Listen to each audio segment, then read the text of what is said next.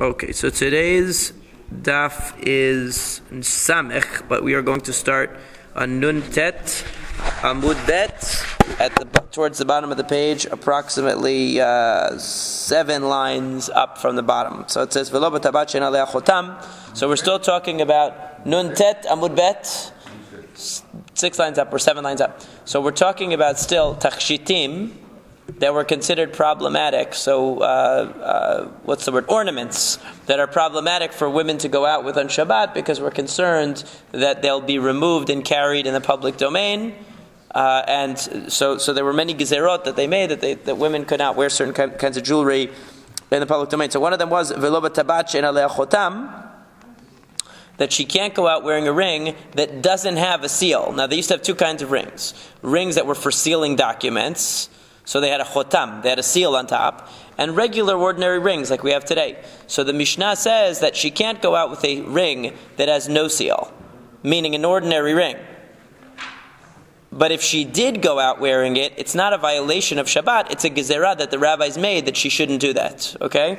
So the Gemara says, Ha yesh alea chotam chayevet. The implication is that were this ring to have an actual seal on it, then it would be considered carrying on Shabbat. She wouldn't be allowed to wear it, even on a biblical level, she wouldn't be allowed to. It's not just a rabbinical level.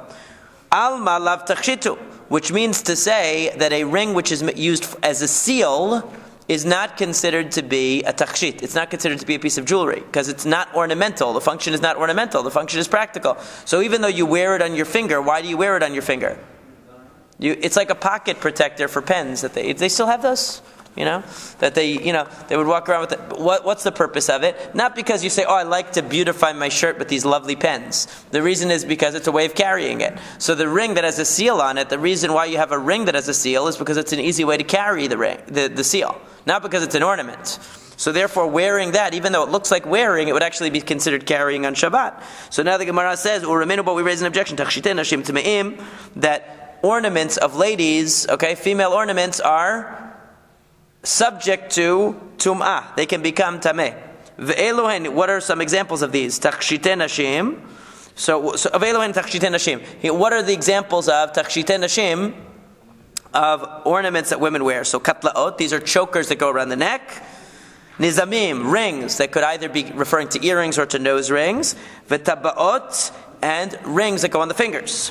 V'tabaat ben sheyesh alea chotam, ben she'en alea chotam. And a ring, whether it has a seal or not. And then it says v'nizmei ha'af, nose ring. So the original one, when it said nizamim, was only referring to earrings. It depends. Sometimes nizamim could be a general category of rings. It could be nose, could be ear. Here they're using nizamim in the first case to mean earrings, and in the second case they mentioned nizmei ha'af, nose rings. So the point is, though, that what's included here under tachshite nashim, under jewelry for women, is a ring ben sheyesh alea chotam, ben she'en alea chotam, whether it has a seal or it doesn't have a seal. So why does our Mishnah imply that a ring that has a seal is not considered an ornament at all? It's considered like carrying a pen. And so you clip it to your shirt. Like, that doesn't make it an ornament. So too, if you carry your seal on your finger in the form of a ring, that doesn't make it an ornament either. So so there seems to be a machloket, or a contradiction at least, between our Mishnah, which says that only a ring that doesn't have a seal is considered an ornament, and this Baraita here, which says that whether it has a seal or not, it's considered an ornament. Okay, so now Amar Rabbi Zera says, I can solve the problem.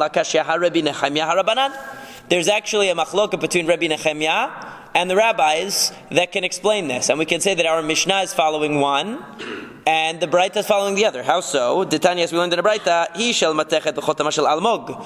Now we have a basic rule, that when it comes to tum'ah, there are a lot of sort of chukim when it comes to tum'ah, rules that it's difficult to explain the reason for them, and we sort of have to accept them as axiomatic. So with regard to tum'ah, so one of them is that pshutei kle'etz, if you have a flat piece of wood, in other words, wood that doesn't have what's called a bit kibul, it's not a bowl, it's not made to collect anything, but it's a flat piece of wood, it's not mikabel tum'ah. It doesn't acquire, it cannot become tameh. However, metal, whether it's flat or it's a receptacle, it doesn't matter. So that's just one of the rules. So let's say a person had a ring. The ring is made, He shel matechet, the ring itself, in other words, the actual round part of the ring is made out of metal. So for sure that would be mekabel tumah by itself. However, this is a ring that has a seal on top. And the seal, v'chotama shel almog. Okay, but on top of it, the chotam, the seal of the ring, is made of wood. So in that case, tame'ah. In that case, it's going to be subject to impurity. Why? Because we don't care what the seal is made of. All we care about is that the ring is made of metal. He shel almog v'chotama shel matechet. However, if the ring is made of wood and the seal is what's made of metal, tehorah, it's not going to be subject to tumah. What's the reason? Because apparently what we're saying is that the main thing here is what the ring is made of. We don't care about what the seal is made of. And so therefore, if the ring is made of metal, it's good. In other words, well, it's not good, I guess. It's subject to impurity. If the ring is made of wood, then it's not subject to impurity because there's no receptacle in a ring. It's just a piece of wood that's shaped as a circle. Rabbi Nechemiah mitameh. But Rabbi Nechemiah comes along and says, nope. In that case, it's going to be subject to tum'ah. What's the reason? Rabbi Nechemiah Omer, because Rabbi Nechemiah says, "B'taba'at haloch achar chotamah." When it comes to a ring, you follow the seal. In other words, whenever you have a multi-part, a multi-component entity, according to Rabbi Nechemiah, you go by whatever the functional part of the entity is. And so if you have a ring that's a seal ring, a signet ring, so then what is really the essence of the ring according to Rabbi Nechemiah? The seal. So if the seal is made of wood, it's going to be impervious to tum'ah. If the seal is made of metal, it's going to be subject to tum'ah. And we're not going to care what the body of the ring is actually made of. We're only going to care what the seal is made of according to Rabbi Nechemiah. Be'ol, when it comes to the yoke of an animal, haloch achar simlonav. You should go by simlonav. What that means is the pegs that hold, that what they used to have was two bars, one that went over the neck of the animal, one that went under, and two bars that went through to hold it onto the neck of the animal. That's what a yoke was. It was made of two horizontal pieces, two vertical pieces. So the two horizontal pieces, one is on top of the neck and one is underneath, and then the two vertical pieces come down like this. So according to Rabbi Nechemiah, since what functionally is actually holding the this yoke onto the animal is going to be these pieces that are coming down, so that's going to be what we consider the essence of this yoke. The two parts that are coming down, the vertical pieces. Okay? Now we move to Samech Amud Aleph. Bekolev haloch achar masmerotav. But the kolev is some kind of a special entity, some kind of special structure that they had, that they would display their wares on it. Let's say you wanted to sell belts. You wanted to sell whatever kinds of things, and you wanted to hang them on this structure, so it had hooks or whatever. So they would hang their wares for sale on these things. So he says there you go by the hooks, because what makes this functional is the hooks on it. So if the hooks are metal, it doesn't matter that the actual structure is wood. The piece could be of wood, but the hooks are made of metal. So Rabbi Nechemiah is going to say, what makes it functional? The hooks. And besulam. Let's say you have a ladder.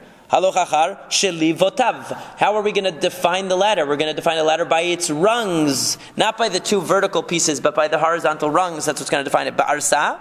Haloch achar shalshelotav. If you have a scale, remember the old scales, they had bases, and then they had sort of chains, and the chain would hold the two plates that you would put. Let's say you wanted to weigh thing A and thing B, so you put thing A in one plate, you put thing B in another plate, and the two plates are held by chains, and the chains are suspended by the bar that goes across, right? Like the horizontal bar. So he says, those chains are the main thing. Without those chains, you can't weigh anything. So if the chains are made of metal, it's a metal vessel. That's what we're going to look at in defining it. However, what? Right, they're not, but that's true. Rabbi Nechemiah knows that they're by themselves, they can't float in the air. The question is, what do we consider the defining piece, okay? But it could be also that if there is one wrong, and then 5 feet later there's another. No, that's wrong, another. Yeah, well, that's true too. Right? Well, that would be a shever. That would be a broken ladder. That wouldn't be a good ladder. Right. Yeah. So the Chachamim say, Hakol holech achar ma'amid. Everything goes by the ma'amid. In other words, whatever gives it structure. We don't care about function, we care about structure. So therefore, in the case of the ring, if you just had the seal without the ring, it's nothing. You need the ring as the structure. Okay? When it comes to the ladder, like you said, without the two pieces, rungs are meaningless. You need the two long pieces to make a structure. When it comes to that thing that hangs your wares on it that has the hooks coming out, hooks can't float in the air. They need the base. So it's the base. When it comes to the scale, without the base, you can't hang anything. So it doesn't matter what the chains are made out of. So the Chachamim say we go by the base. We go by the base of the structure. We don't look at the chains, or we don't look at the functionality. What is the most functional part of this? We look at what gives it structure and integrity as an item, and that's why they're going to have a machloket. So what is Rabbi Zera saying? He's saying when it comes to a ring, so we can apply the same machloket and say like this: that according to the rabbis, what do we look at when it comes to a ring? Just the ring itself. We don't look at the seal. Whereas according to Rabbi Nehemiah, we look at the seal. So he's going to say, you know what? A ring that has a seal on it is not an ornament. A ring without a seal is an ornament. And the Chachamim are going to say, no, it doesn't matter, because in both cases you have a ring. And that's why you have our Mishnah is going like Rabbi Nehemiah and saying that when it has a seal, it's not an ornament. When it doesn't have a seal, it is an ornament. And that Baraita that said that Tachshite Nashim, that female ornaments, one of them is a ring, whether it has a seal or not, that is going like the opinion of the Chachamim, that a ring is a ring. We don't care about the seal.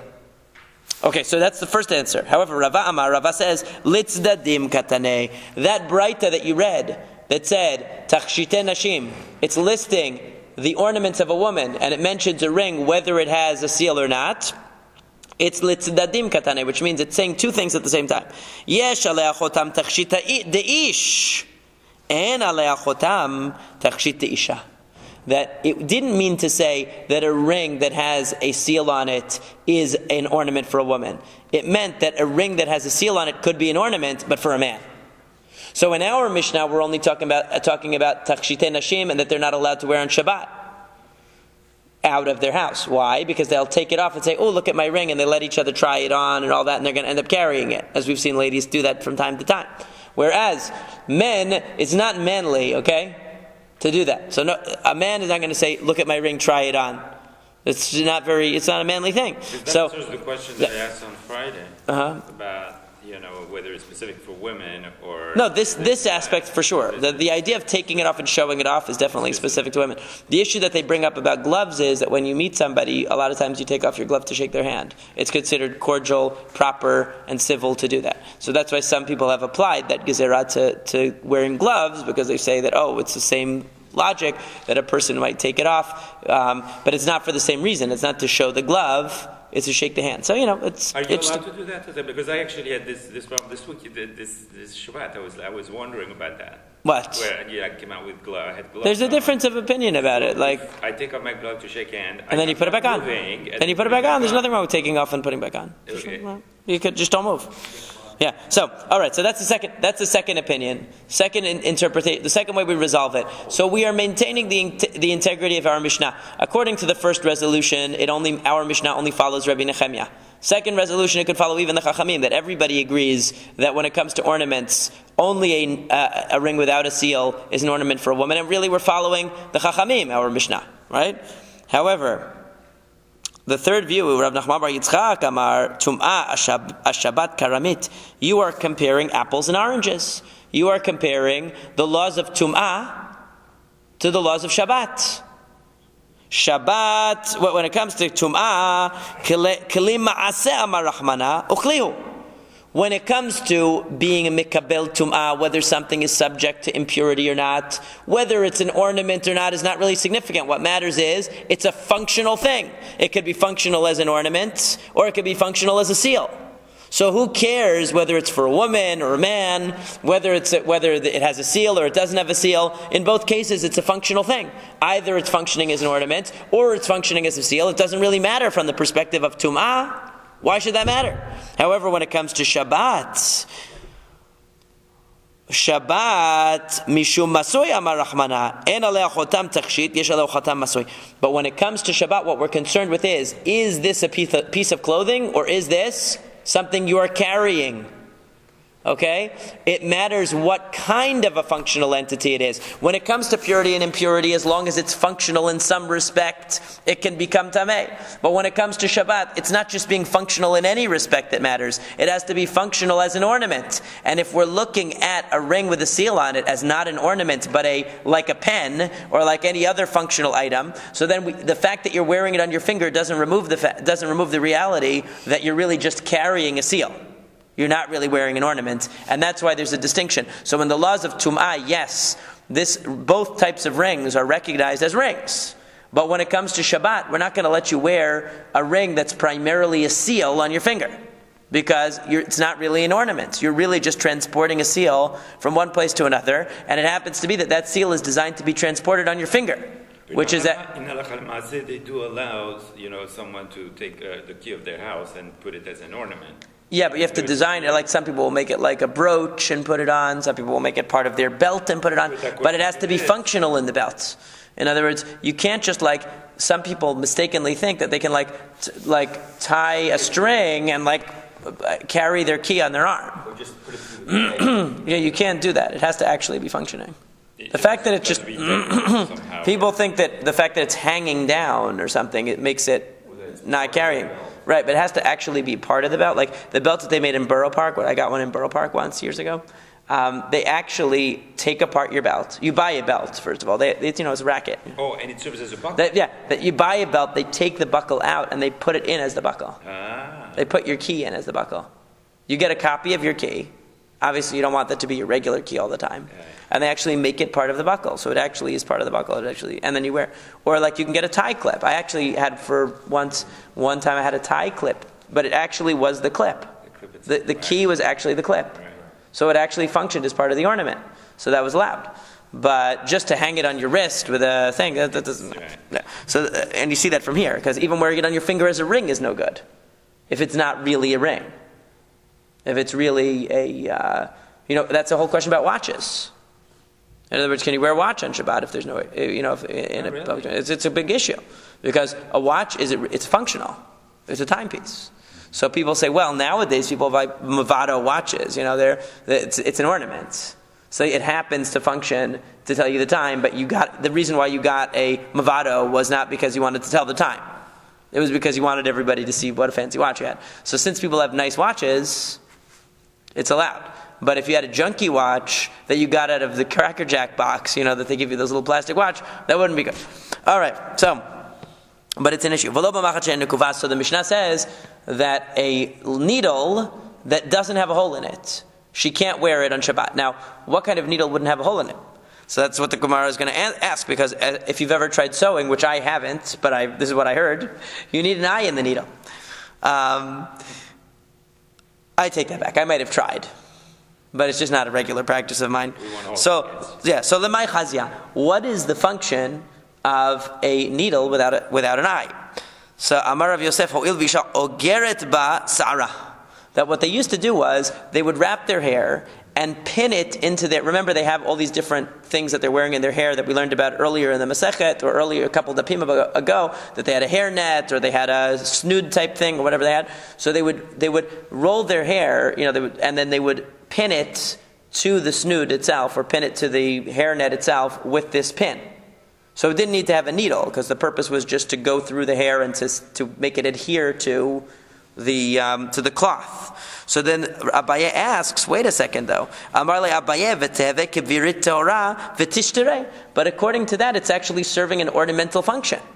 Because you're allowed to, for instance, wear a garter that women would wear to hold up their stockings. They would have this special kind of belt, even if it was an ornamental belt, but it was worn under the clothing, obviously, because it's holding stockings up. So we're not concerned that the woman is going to take it off and show her friend, because nobody would take off their underwear and show their friend. I hope not. Well, I'm assuming. I'm giving everybody the benefit of the doubt that these are nice religious Jewish people. Maybe in other circles that might not be the case. But the point is that they wouldn't do that. So therefore, even though it's ornamental, since it serves the function of holding up the stockings and it's not going to be shown, it was okay. So why shouldn't it be the same thing? She's not going to undo her hair and say, "Hey, look at this great pin I have holding my hair to my hair, to my snood or whatever." She's not going to do that. So we don't have to be concerned. So he said, you're right. Ella tirgama Rav Adan Sha'a kamei Rav Yosef ha'il v'isha choleket basarab. So that he says, Rav Adan says that you're right. He said in front of Rav Yosef, it's not something that they would pin their hair to their hairnet with, but what it was something that they would part their hair with, and so they would stick it in their hair, almost like, sometimes those guys, they used to, like the guys that had afros, they would like put a comb in the afro, and they would walk around with it. You remember that? Afro pit. I don't think I haven't seen that lately, but that like used to be a style. So in the same way, they would take like, they would take the pin and they would stick it in their hair, and if they needed to do their hair during the day, they would take it out and they would do their hair with this pin. They would comb it if it got tangled or whatever. So then the Gemara asks though, but b'Shabbat lemay chazia. But if that's the case, that the whole purpose that you're sticking this in your hair, but it's not an ornament, because the whole purpose is it's just really a comb. So you're carrying a comb in your hair. How is that allowed? It's not ornamental.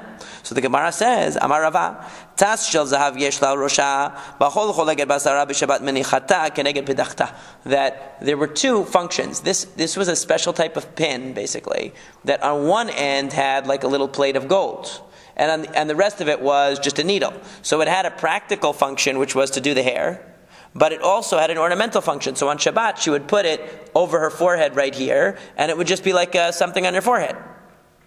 And she would just leave it there.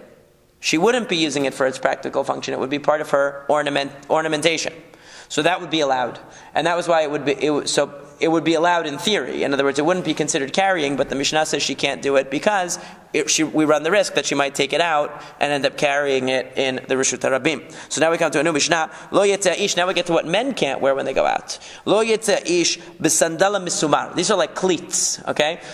Or you could envision them that way, but these were like the old style version that they were nailed. So you would have the sandal and they would nail the sandal together, and the nails would protrude in the bottom. So it almost looked like kind of like what cleats would look like, but with nails protruding out the bottom. Velo biyachid, and you can't go out wearing only one shoe. So Michael Jackson wore only one glove, right? But he never wore only one shoe. You can't wear only one shoe. Bizman she'en b'raglo makah, unless you have like a cast on one of your feet. In other words, if there's something clear that's a problem, that's a reason why you're wearing only one shoe, and we're going to see, the Gemara is going to discuss, does that mean you can wear only one shoe on the hurt foot, or it means on the healthy foot? That's going to be discussed later. But the point is, if there's something clear that shows why you're wearing only one shoe, it might be okay. The lo bat tefillin, you can't wear your tefillin out on Shabbat. Now you might say, wait a second, who's wearing tefillin on Shabbat? What are they talking about? It's going to be talking about a situation where you had to save the tefillin, basically. You had to move them, so you might think, well, I'll wear them not to fulfill the mitzvah, but in order to transport them. But you can't wear them out on Shabbat. V'lo b'kameah b'zman she'eno min hamumcheh. You cannot get a kameah, an amulet. We talked about these amulets that they used to wear for healing, if it's not from an expert. In other words, if it's from somebody who was known that their amulets worked and they had a reputation that you really would rely on it, then you could wear it, because the assumption is that you're not going to take it off because you really believe that it works. And now again, we had that Masekhet Rishonim that we talked about in the Daf several days back, maybe a week ago, that there's a big Masekhet Rishonim. What is the reason why an expert amulet is better than a non-expert? Is it because the expert one actually works? Or is it because psychologically the person is going to take the expert one more seriously, but really neither of them work? That's what the Rambam says. The Rambam says neither of them really work, but the one that you believe in, you won't take it off. If you got one from the Baba Saleh, whether it's going to work or not, you believe in it because it's from the Baba Saleh, you're not going to take it off. But if you got it from the Shmegegi Kabbalist who was sitting outside of the Kotel selling red strings and amulets, you don't know who this guy is, there's a chance you might take it off on Shabbat and carry it. Alright, so, Velo b'shiryon, you can't go out wearing armor. Velo b'kasda, velo b'magafayim. These are all different types of armor that the Gemara is going to specify exactly what they are later. But if you go out wearing armor, or any of these other things, it's not a biblical violation. In other words, if you're wearing tefillin or you're wearing the amulet, these are things that you're not supposed to do because we're worried that you might remove them in the public domain. But it's still considered wearing. It's not considered carrying to, let's say, wear tefillin outside. It wouldn't be considered carrying. But you're not allowed to wear it for other reasons that we're going to learn. So the Gemara says like this, what's the reason why you can't wear? The one thing that stands out of all these things is, why would you not be allowed to wear sandals that are hammered with nails, that have nails sticking out the bottom? What's the problem? digging to. That's what you might think, but that's not the answer. Amar Shmuel says, Shalfei Gezerah Hayu. It should say actually Shalfei Shemad Hayu. That was the original text, but it was censored in our Gemara. What it's supposed to say is that there was a post Bar Kokhba rebellion. There were a lot of harsh decrees against the Jews, and there was a group of Jews that were hiding out from the Romans after that debacle with Bar Kokhba. They were hiding in a cave. They said, anybody can come in, but nobody can leave, because they were worried if you left, somebody's going to see you, find out where the hiding place is, and there's going to be a massacre. So nobody was allowed to leave. So that somebody was wearing their sandals backwards because their mama dressed them funny.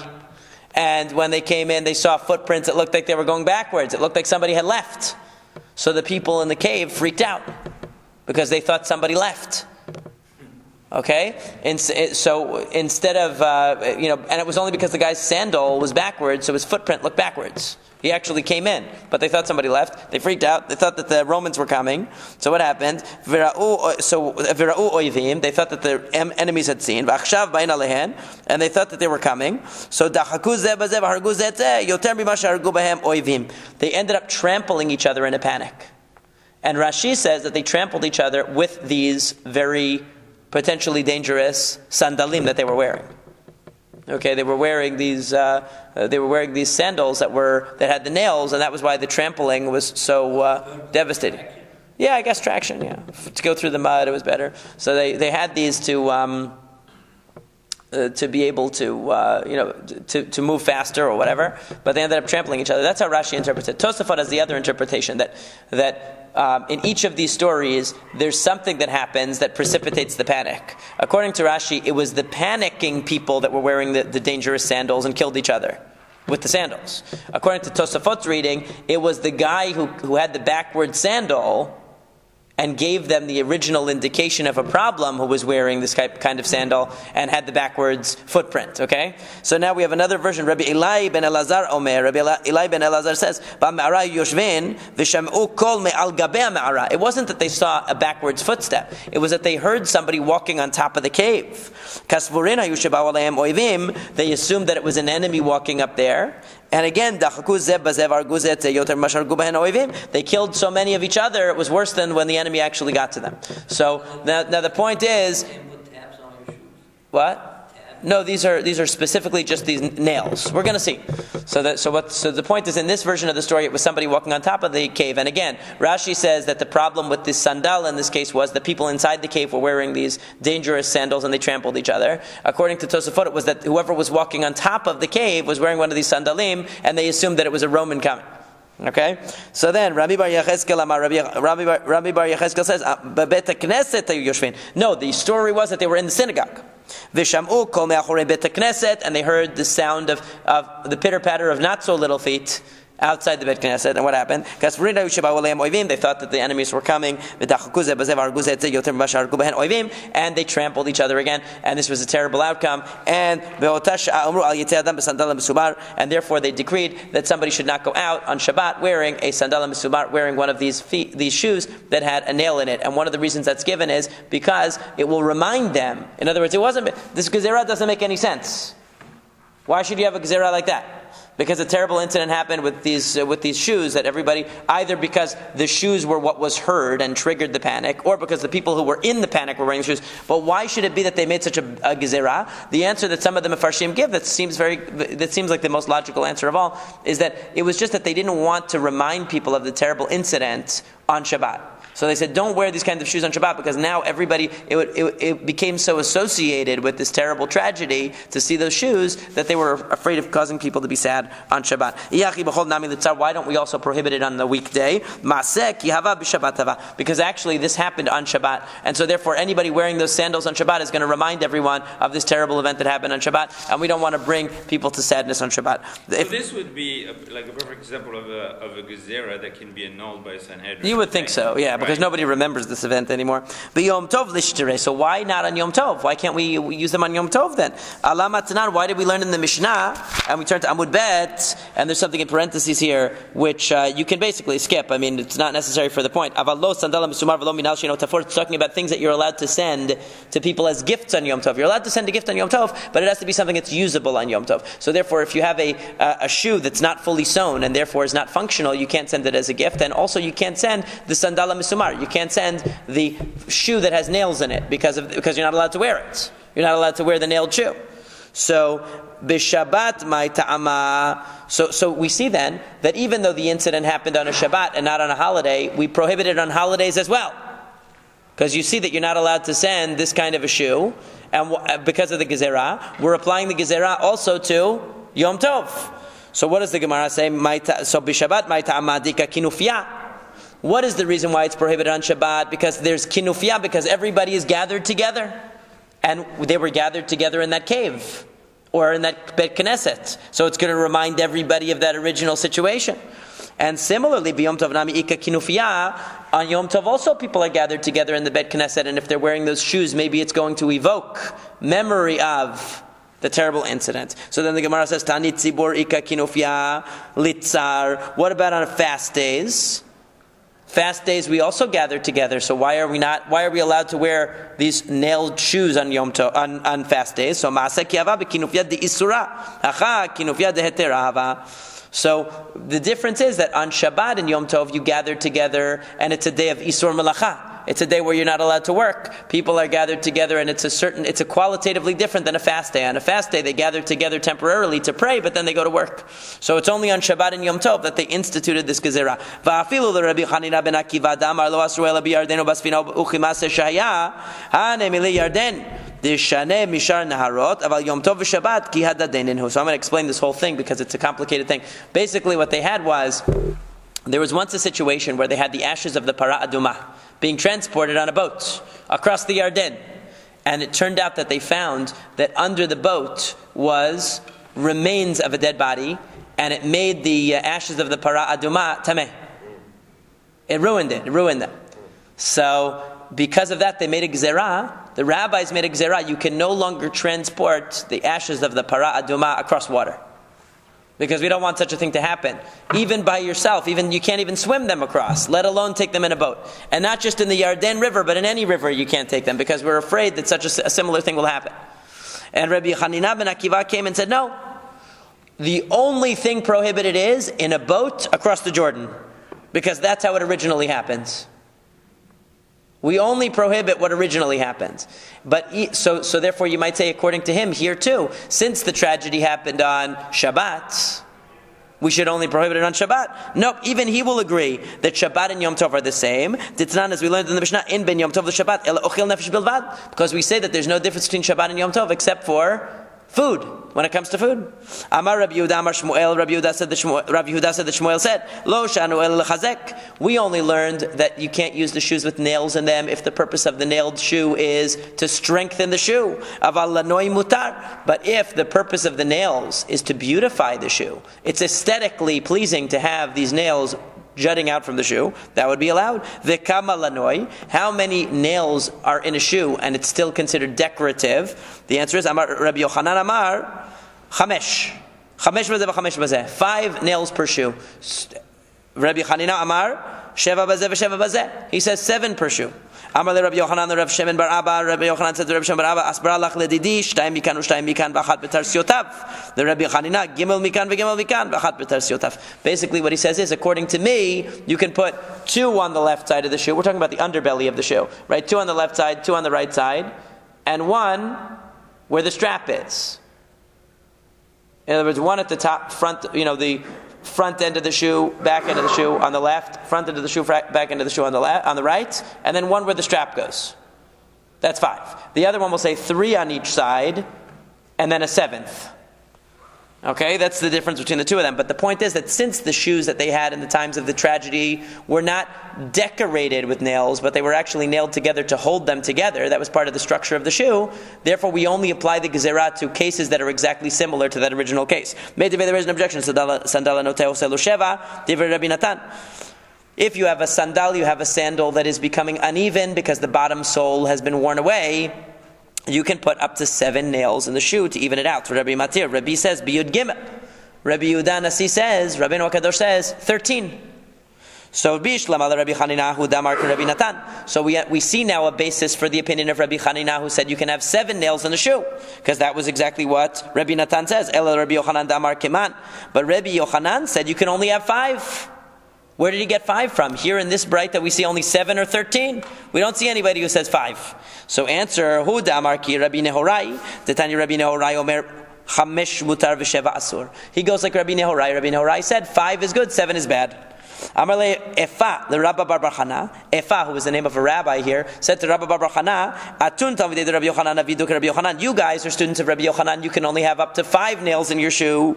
Anan Ne'evid Rabbi Chanina, but we're going to go like Rabbi Chanina and have 7 nails per shoe, and it's still considered decorative. It's not considered a shoe that can't be worn on Shabbat. Ba'amine Ravuna Ravashe. Ravuna asked Ravashe, Chamesh Mahu, can you put 5 nails? Amarle Afilu Zayin Mutar. He said you can even have 7. Tet mai, what about 9? Amarle afilu chet asur. He said even 8 is not allowed. In other words, the magic number is 7. Ba'aminei hahu ratzana mi Rabbi Ami.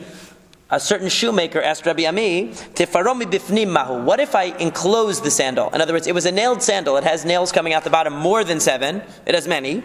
But now I put a top on it. I put a top on the shoe like a sneaker. So what's the deal? Amar le mutar says it's allowed. Velo yadana mai ta'ama. But I'm not sure why. Amar Ravashe said, "V'lo yada mar mai ta'ama." You don't know the reason? Kevan de tefaromi bifnim havelil min al besandal gazru be'rabanan b'minal lo gazru be'rabanan. That the rabbis only made this decree on a sandal, on a sandal. They didn't apply this decree to a shoe. You turned it into a shoe, it's a different story. Ba'amine Rabbi Abba bar Zavda me Rabbi Abba bar Avina.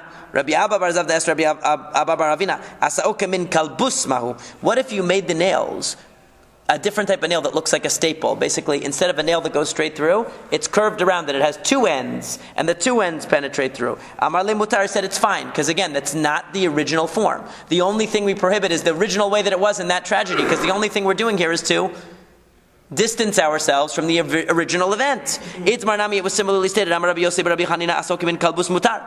That it was stated by Rabbi Yosef Rabbi Chanina that if you used staple-shaped nails, it's okay. Rav Sheshet said, if you made the entire bottom of the shoe all nails, in order to prevent the sole of the shoe from wearing away, that's also allowed. Okay? So Tanya, because it's not to strengthen the shoe, it's to prevent wear and tear on the shoe. Tanya Kavated Rav Sheshet, there was a Braita that supported Rav Sheshet, Lo yetea ish besandala misumar, because it says in the Braita you can't go out on Shabbat with a nailed sandal. Velo yetayel mibayit labayit, even inside the house you can't do it. Vafilo mimita lamita, even from one bed to the other. In other words, you can't walk around in your house with it. Aval mitaltalinoto lechasot bo atakili, but you can use it for other purposes. You can take that sandal and cover something with it. Velismoch bo karei amita, to support. If your bed is uneven and you need a little support on the bottom, you can stick it in. Rabbi Elazar Rabbi Shimon oser. Rabbi Elazar Rabbi Shimon says you can't handle the sandal at all because you might come to put it on. Nashru rov mimasmirotav, if the majority of the nails fell out, v'nishtayer bo daledohe mutar. If most of them fell out and all you have left is 4 or 5, it's okay. V'Rabbi matir ad sheva, and Rabbi says even up to 7. But that wouldn't be on purpose. Yeah. So chipau beor milemata v'kavau lo masmirot milmala mutar. If you doubled up the sole, in other words, you had already a sandal and you put another piece underneath, just like if you put a piece on top, if you put a piece underneath and then you put the nails, that would also make it not like the original type of sandal, and it would be okay. Okay, and then it says, asa'oke min kalbus, if you had this type of nail that's shaped like a staple, oke min tas, or it's a thicker type of nail. Okay, kemin yated, or it's a thinner type of a nail. O shechipau kulo b'masmerot, or it's entirely covered with nails. Every piece of the surface area is covered with nails. Kedei shelo tei karka uchalto, because you didn't want it to wear away. Mutar, then it's allowed. So you see that anything that doesn't look like the original sandal that was in the original terrible incident is allowed. Ha gufa kashya, there's a problem here. Amrat nashrurov masmerotav afal gav neshei obeituva v'adar tanei arba o chamesh in tefelo. there's a contradiction in this Braita. Because first you said, if the majority of the nails fall off. In other words, you had a sandal that was completely covered with nails on the bottom. And it said, if the majority fall off, it's okay. But then it said, if there are only 4 or 5, it's okay. So which one is it? Maybe there were 30 nails. If the majority fell off, there's still 15. So what do you mean? Is it majority or is it 4 or 5? Which one? So the Gemara answers, Amar Rav Sheshet lo kashet, it's no problem. Kan shenigmamu, kan shenekru. It depends. If they were worn down, okay, then even if the majority were worn down and you have a lot left, it's okay, because they're all still there.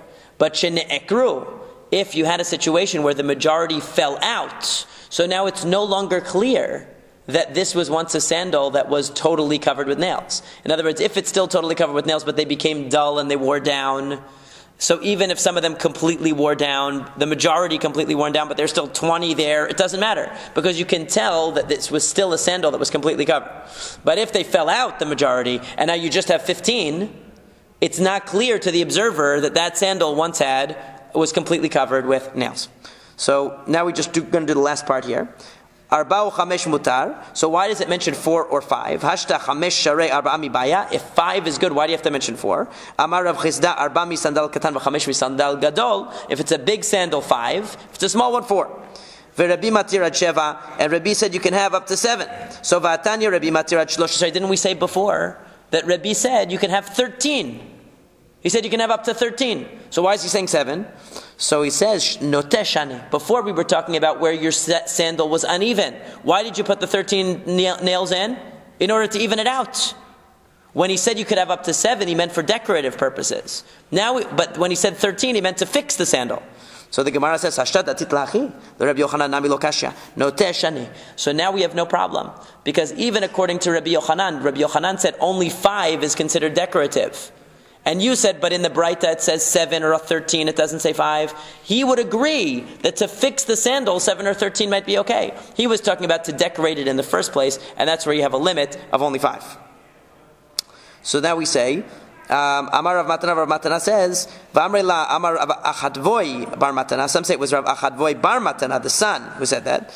Amar Rav Matana, who said in the name of his father, En halacha ki Rabbi Elazar Rabbi Shimon. We don't agree with Rabbi Elazar Rabbi Shimon that you can't even touch a nailed sandal on Shabbat. Pshita, isn't that obvious? Yachid v'rabim halacha k'rabim. Shouldn't that be obvious that since Rabbi Elazar Rabbi Shimon is a minority opinion, he's an individual opinion against everybody else, it should be allowed. That we shouldn't follow his stringent opinion. So ma'ud detema mistabrat tamad Rabbi Elazar Rabbi Shimon beha kamash malan. Because you might have thought that since his reasoning makes sense, we'll accept it. The answer is, since he's an individual, we don't. Amar Rabbi Chaya, here's the end.